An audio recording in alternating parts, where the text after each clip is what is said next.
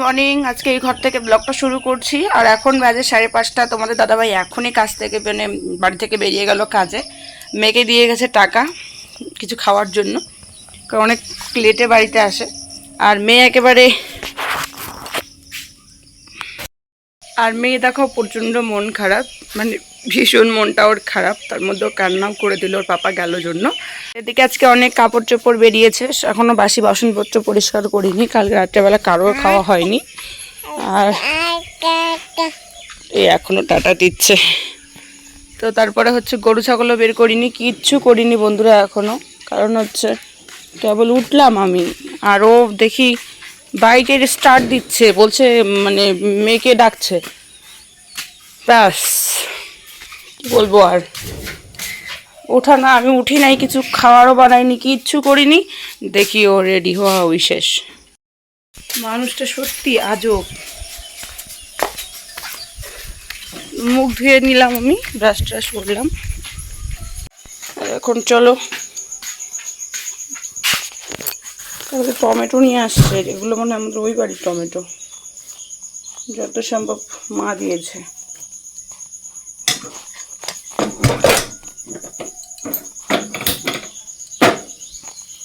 এখন করব চা। চলো চাটাকে করে নে, তারপর কথা বলছে। ভালো লাগছে না সকাল সকাল। আমি করলাম চা। তোমরা একটা জিনিস দেখো, সূর্যি মামা কিন্তু উঠে গেছে। হ্যাঁ, সূর্যি মামা উঠে গেছে, সেরকমভাবে বোঝা যাচ্ছে না। কালো মেঘ, কালো কালো মেঘ জমে গেছে দেখো। সকালে রয়েছে মেয়ের দুধ মুড়ি, এখানে রয়েছে দুধ, এদিকে পকোড়া, তার সাথে রয়েছে আমার চা। তো চলো মেয়েকে আগে খাইয়ে নিই। তো এদিকে দেখো মেয়ে খেলছে, আমাদের চা খাওয়া হয়ে গেছে, মেয়েরও খাওয়া হয়ে গেছে, যতটা খাওয়ারও খেয়ে নিয়েছে। তবে এখন দেখছি আমার ফোনে রিচার্জ নেই, মানে ফোন করছি এখন ফোন যাচ্ছে না, রিচার্জটা শেষ হয়ে গেছে। আর এয়ারটেল সিম আউটগোয়িংও বন্ধ হয়ে যাবে। কী যে করবো আমি কিছু বুঝতে পারছি না। তো যাই হোক, তোমাদের দাদাভাইয়ের ফোনের অপেক্ষায় থাকতে হবে। যখন আমাকে ফোন করবে তখনই বলতে হবে যে রিচার্জ শেষ হয়ে গেছে, রিচার্জ করে দিতে। মহাজঞ্জাল। এখন মেয়েকে বা কে ধরে, কত কাজ আছে, কে বা করে। চলো অপেক্ষার প্রহর গুনতে হবে এখন। কেউ যদি একটু মেকে নেয় তবেই কাজ করতে পারবো। তো চলো আজকে আমি তোমাদের সাথে শেয়ার করব সকাল থেকেই হচ্ছে মনে করো সারাদিনে কি কাজকর্ম করি না করি, সেটা তোমরা অনেকটা ব্লগে ভিডিওতে দেখেইছো। তো আজকে আমি গরু ছাগল মেয়েকে নিয়ে কীভাবে বের করি সেটাই তোমাদের সঙ্গে শেয়ার করব। তো প্রথমত চলো সাইড করে নিই, কারণ বালতিটা যদি সামনে থাকে গরুর পা পড়লে কিন্তু চ্যাপটা লেগে যাবে। তো এই কারণেই চলো ওগুলোকে সরিয়ে রাখলাম। তারপরে এই যে দেখো দরজাটার নিচে যেহেতু ফাঁকা রয়েছে, এখনও পাকা করা হয়নি, মাটি দেওয়া হয়নি, তো সে কারণে এগুলো একটুখানি দিতে হয় আর কি, বেড়াটা এভাবে। তো চলো আগে আগে ছাগলদের বের করি, কারণ ছাগলের বড়গুলোকে যদি বের করে দিকে তাহলে বাচ্চাগুলোও বেরোবে। আর আগে যদি মনে করো এদেরকে বের না করে গরুটা বের করি, তাহলে বাচ্চাগুলো সামনের দিকে দৌড়াবে, গরুর পা পড়ে যাবে ওদের গায়ে। তো চলো ওদেরকে আগে বের করে খাবার দিয়ে দিলাম। তো তারপরে চলো এবার আমাদের যে গরুটা রয়েছে সে ওকে এখন বের করব। আর তার সাথে ওকে বের করে রেখে এসে এখন বের করব কুকুরটাকে। তো তার আগে হচ্ছে চলো, মেয়ে তো কোলে আছে, একটু সেফ নিয়ে এর সঙ্গে চলতে হয়, কারণ কখন নখ লেগে যাবে তার কোনো ঠিক নেই। আর কুকুরের দেখো লোমগুলোকে না কেটে দেওয়া হয়েছে, কিন্তু তো কেটে দেওয়া হয়েছে, তো আর কিছুদিন পরেই নতুন লোম বেরোবে, তখন আবার দেখতে ভালো লাগবে, কিন্তু এখন দেখতে ভালো লাগছে না।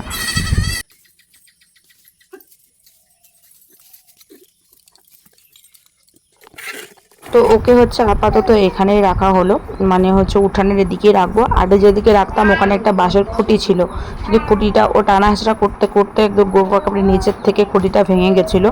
তো যাই হোক ওকে আর ওখানে রাখা হয় না, আপাতত আমি এখানেই রাখবো।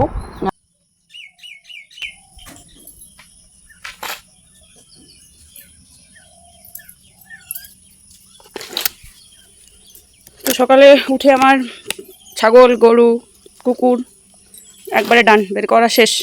এবার বাকি রয়েছে কাপড় কাচা, বাসনপত্র ধোয়া, মুরগি বের করা, রান্না করা, ঘর ঝাড় দেওয়া, এসব আবার বাকি বাসি কাজের মধ্যে। তো কালকে যে আমি কাপড়গুলো ধুয়ে দিয়েছিলাম সেগুলো এখন মেলে দেবো। আকাশ মনে হয় রোদ দেবে, বোঝা যাচ্ছে আর কি। তো চলো দেখতে থাকো।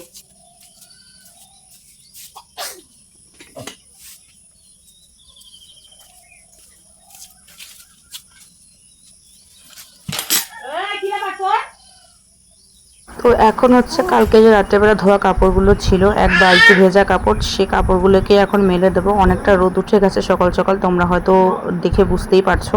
তো সেই মেয়েকে নিয়েই আমি এই সমস্ত কাজ কী করে করি তোমাদের সঙ্গে সরাসরি দেখাবো। আর তোমরা তো জানোই নতুন করে দেখানোর আর কী রয়েছে, কিন্তু যারা একটুখানি অবিশ্বাস্য করো তাদের জন্যই ভিডিওটা তোমরা দেখো, যে আমি আমার মেয়েকে নিয়েও এরকমভাবে কাজকর্মগুলো সব এখন সামলাতে পারি। আগে একটু কষ্ট হতো।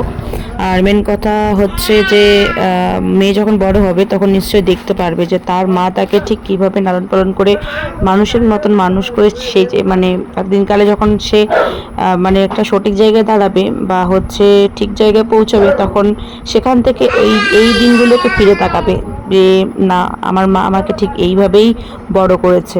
তো যাই হোক, তার স্মৃতি হিসাবে তো এইটুকু আমি রাখতেই পারি, তাই না? এইটুকু তো কোনো মানে খারাপ বা ক্ষতির কিছু নয়। তো এর জন্য হচ্ছে বেসিক্যালি আমার ভিডিওগুলো করা। তো আমি চাই না এরকমভাবে মেয়ে বড় হয়ে কষ্ট পাক বা আঘাত পাবে একটা, তো এরকমটা আমি কখনোই চাই না। তো যাই হোক, তবুও কিছু কিছু স্মৃতি তুলে রাখতে হয়। তো 9টা বাজুক, তারপরে মেয়ে ঘুমোবে, তার আগে মেয়ে ঘুমোবে না। আর 9টা বাজ যখন মেয়ে একটু ঘুমোবে তখন চটপট করে কাজগুলোও করে নেব, আর এদিকে ভাতটুকু রান্না করে নেব। তো চলো। তো আমি ওখানে দেখলাম, একটু আগেই রাখলাম ওখানে, কিন্তু দেখো পুরো উঠানটাকে একেবারে গর্ত করে কি করে দিয়েছে। এর জন্য ওকে যেখানে সেখানে রাখাও রিস্ক। তো সে কারণে এবার আমাকে তো গর্তটা বন্ধ করে দিতে হবে, কারণ মুখের সামনে এরকম গর্ত রাখা যায় না। আর তার মধ্যে আবার পুকুরে করলে সেটা নাকি খুব খারাপ হয়, অনেকে বলে। তো সে কারণে আমি এখন গর্তটাকে একটুখানি সমান করে দেবো, আর অনেক মাটি উঠিয়েছে সেগুলোকেও একটু লেভেল করে দেবো। আর মেয়ে আছে, ওর পাশেও সেরকমভাবে যাওয়া যায় না, ওর লোম উড়ে আসে, নখ লাগার ভয় থাকে। যত ইঞ্জেকশন দেই বা ওষুধ খাওয়াই না কেন, তবুও একটা ভয়ের তো ভয়ই থেকেই যায় আর কি। তো এই কারণে ওর থেকে একটা দূরত্ব বজায় রাখতে লাগে আর কি। তো তারপর আমি হাত মুখ ধুয়ে চলে এলাম একটুখানি ম্যাগি করতে। তো ম্যাগি বানাবো এখন একটা ডিম দিয়ে। আর তার আগে আমি একটু ঢং করে নিচ্ছিলাম, আর ভাবলাম তোমাদের সঙ্গে শেয়ার করি। তো যাই হোক, এখানে আমার ম্যাগিটাও প্রায় হয়ে আসছে, আর ঘরে যাব, ঘরে গিয়ে তারপরেই আমরা খাবো। ঘুমোচ্ছে, এটাই আমার কাজের সুযোগ। চলো ফটাফট করে কাজগুলো করে নিই। আজকে আকাশ খারাপ বন্ধুরা, দেখো আস্তে আস্তে কথা বলছে কারণ মেয়ে উঠে যাবে, তার কারণে এই কাপড়গুলো ঘরেই শুকোতে দেই।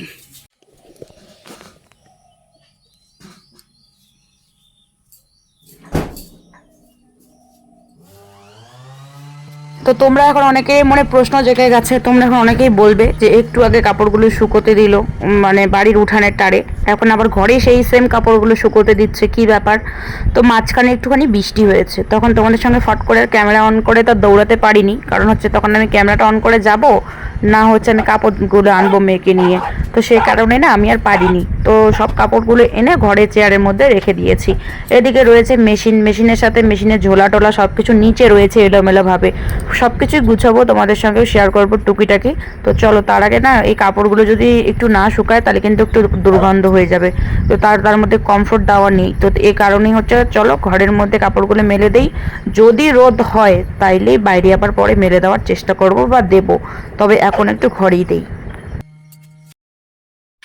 তো দেখো অনেক কিন্তু হচ্ছে বাসনপত্র বেরিয়েছে, আর তার সাথে সাথে হচ্ছে বাসি যে কাপড়গুলো ছিল মানে তখন তোমাদের সঙ্গে শেয়ার করলাম, তো সেগুলো এখন ধুয়ে দেবো, কারণ এখন তো মেয়ে ঘুমিয়েছে, আর এটাই কাজের সুযোগ, তোমাদের সঙ্গে তো শেয়ার করলাম। তো চটফট চলো, বারবার একটুখানি মেয়েকে দেখতে হবে আর কাজগুলো করতে হবে। তোমরা কিন্তু ভালো করেই আমার সব কিছু বিষয়ে তোমরা ডিটেলসে জানো, যে আমার মেয়েকে নিয়ে আমি কীরকমভাবে কী করি না করি বা সবটাই তোমাদের সঙ্গে আমি শেয়ার করি। কিন্তু কি বলো তো, তারপরেও কিছু মানুষ এমনভাবে আমার সঙ্গে মানে ব্যবহারগুলো করে, এমনভাবে আমার সাথে কথাবার্তাগুলো বলে, মানে এতটা তখন খারাপ লাগে সত্যি বন্ধুরা, আমি কি করে যে তোমাদের বলে বোঝাবো আমি নিজেও জানি না। তো যাই হোক, মানুষের কিছু কিছু মানুষের এটা হচ্ছে স্বভাব, যে অন্যের পিছনে নিন্দা ঘোষণা করা বা সমালোচনা করা, যাই বলো না কেন। তো এত কিছু করার পরেও না মানুষের চোখে পড়ে না, বুঝলে তো। তো আমার মতে যে মানুষগুলো আমার বিপদে থাকে না, আমার খারাপ সময় থাকে না, আমার ভালো সময় আমি সে মানুষগুলোকে মনে করার চেষ্টাও করি না, এবং হচ্ছে সেই মানুষগুলোকে আমার কোনো দিনও প্রয়োজন পড়বে না। কারণ হচ্ছে যে মানুষগুলোকে বিপদে পড়ে পাওয়া যায় না, সে মানুষগুলোকে আর কোন বিপদে পড়লে পাওয়া যাবে, তোমরাই বলো। বন্ধুরা, বৃষ্টি পড়ছে দেখো, আর আমার মেয়ের আজকে কিন্তু 80% জামা কাপড় ধুয়ে দেওয়া হয়েছে, যেগুলো আর কি বাড়িতে পড়ে। তো সেগুলো তো এই বৃষ্টিতে আরও ভিজে যাচ্ছে, একটু আগেই ধুয়ে দিলাম আরও ভিজে যাচ্ছে, তো ভাবলাম থাক এখন আর ঘরে ঢুকাবো না।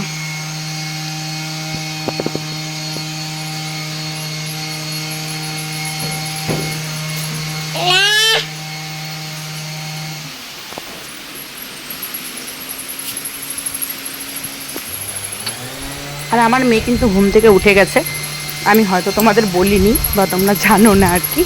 তো যাই হোক, মেয়ের অতক্ষণ এখন আগের মতো আর বেশিক্ষণ করে ঘুমায় না, ঘুমের থেকে উঠে গেছে। আর আমি দেখো প্রেশার কুকারে ভাত বসিয়েছি এদিকে, সমস্ত রকম কাজবাজ করার পর। আর তার সাথে হচ্ছে ননস্টিকের কড়াইটা বসিয়ে দিয়েছি। তবে ননস্টিকের কড়াই একটা নিয়ম কি জানো তো, আমি জানি না, কারণ হচ্ছে অনেক রকমের হয়তো হয় কোয়ালিটি, তবে এটা না দিলে পরে এমন পুটপুট পুটপুট শব্দ করবে। আর যেরকম টিন পুরের মানে টিনে কিছু ইয়ে করলে হয় ওরকম হয় আর কি, শব্দ করে, মানে মনে হয় কি এটা টিনের জিনিস। তো এটাতে রান্না করলে একটা কেমন জানি গন্ধও হয়। তো যাই হোক, আজকের মতো ভিডিওটা এখানেই শেষ করছি। ভিডিওটা কেমন হয়েছে অবশ্যই কমেন্ট করে জানাবে, ভালো লাগলে লাইক কমেন্ট শেয়ার এবং সাবস্ক্রাইব করার পাশে থাকবে। তো চলো আজকের মতো এইটুকুই, দেখা হচ্ছে পরের দিন নতুন কোনো ভিডিওতে। ততক্ষণ সবাই ভালো থেকো, সুস্থ থেকো।